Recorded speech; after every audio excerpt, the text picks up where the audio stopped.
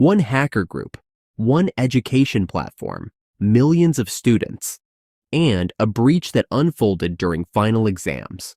Welcome to Offensive Blueprint Episode 1, How ShinyHunters Hacked Canvas.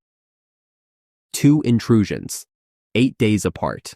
One of them stopped in just 10 minutes, the other changed everything. Let's investigate. On April 29, 2026, Instructure, the developer and publisher of Canvas, detected unauthorized activity inside Canvas's internal systems. The company says it immediately removed the attacker's access, launched an investigation, and brought in outside forensic experts. But by then, the attackers had already reached data associated with educational institutions. Names, email addresses, student identification numbers, enrollment information, and certain user communications. According to Instructure, there was no evidence that passwords, grades, assignment submissions, or course content were compromised. 8 days later, the attackers returned. This time, they exploited a second vulnerability and began defacing Canvas login pages used by schools across the country. The timing couldn't have been worse. Final exams were underway. Students were submitting assignments. Professors were posting grades. Canvas was forced into maintenance mode. Fortunately, the story didn't end there. After the first intrusion, Instructure had already deployed additional monitoring across its environment. When the second attack began, those new defenses detected the activity in approximately 10 minutes. According to the company, no additional customer data was exfiltrated during the second incident. So, who was responsible? The name attached to the attack was ShinyHunters. According to the FBI, ShinyHunters is a financially motivated cybercriminal group known for conducting large-scale data theft and extortion campaigns.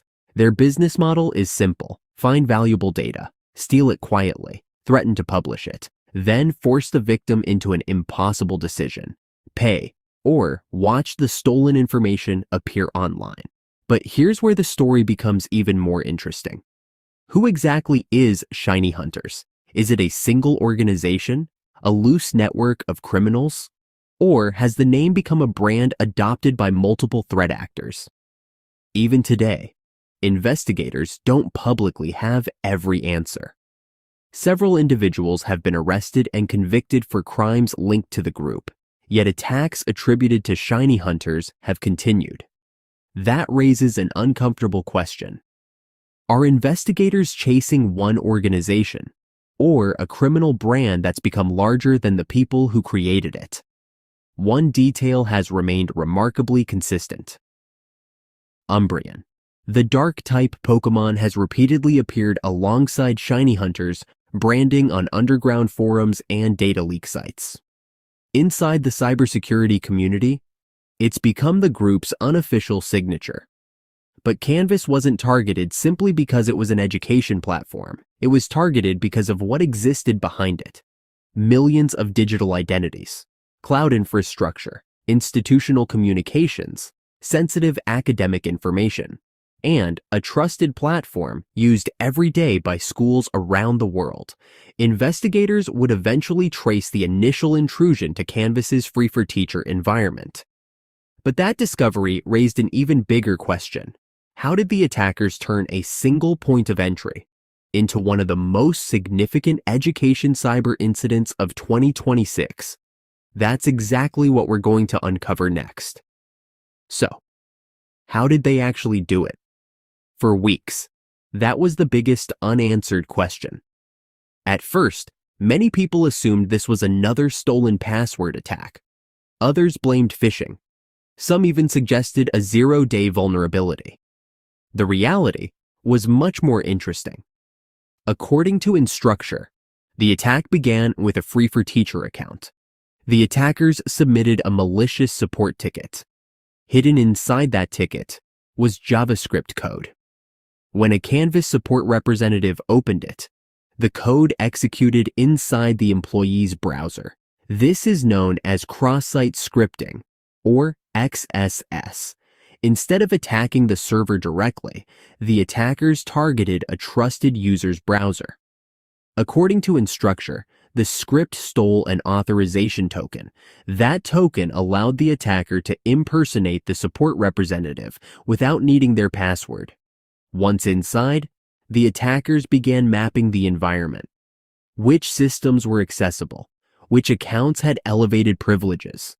Where was valuable data stored? Investigators call this the discovery phase. It's quiet, methodical, and often invisible to end users. The attackers ultimately accessed information including usernames, email addresses, course names, student enrollment information, and certain Canvas messages. Importantly, the company says there is no evidence that passwords, grades, assignment submissions, or course content were compromised. 8 days later, the attackers came back.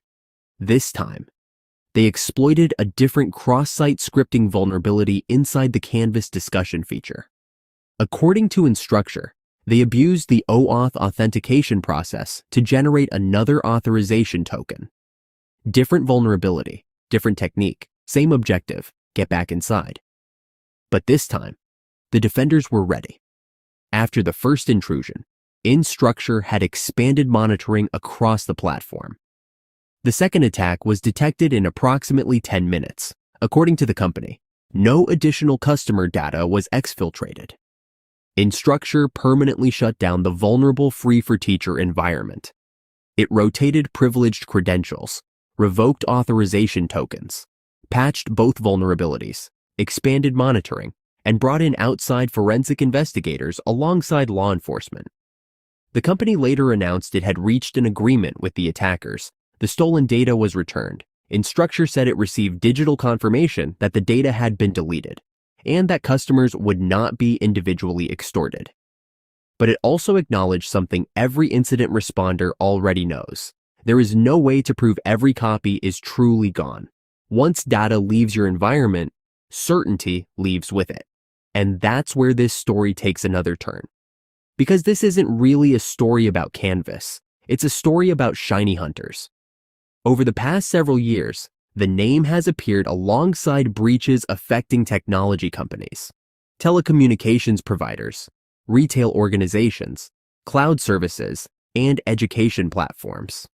Some individuals allegedly connected to the group have been arrested. Some have pleaded guilty. Others have been convicted.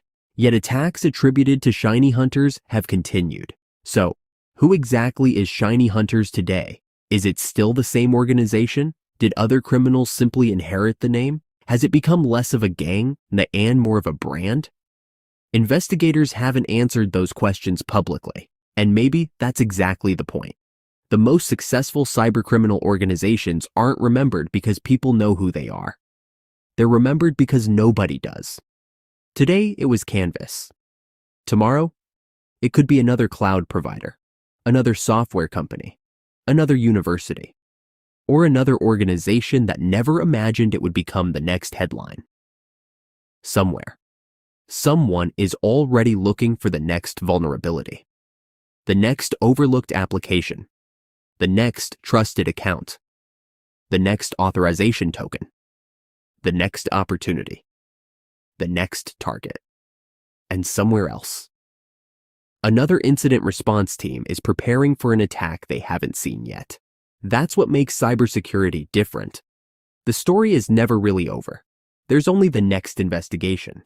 If you enjoyed this episode, subscribe to Offensive Blueprint. Every week, we'll investigate another real-world cyber attack.